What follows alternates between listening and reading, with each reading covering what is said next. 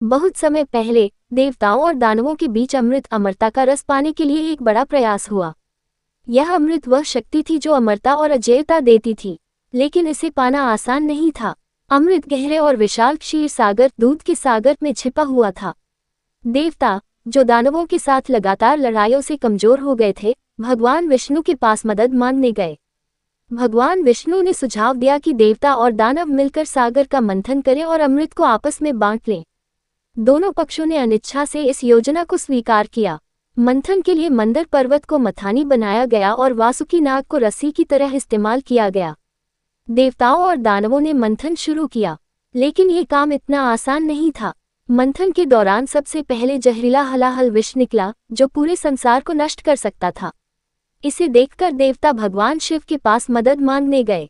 भगवान शिव ने इस विष को पी लिया और संसार को बचा लिया। इस कारण उनका गला नीला हो गया और उन्हें नीलकंठ कहा जाने लगा।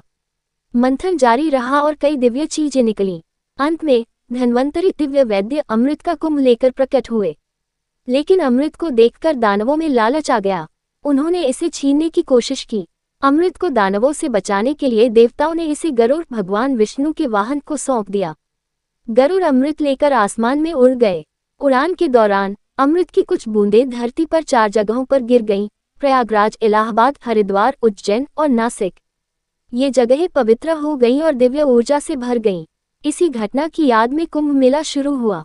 यह मेला हर 12 साल में इन 4 पवित्र स्थानों में से किसी एक पर मनाया जाता है।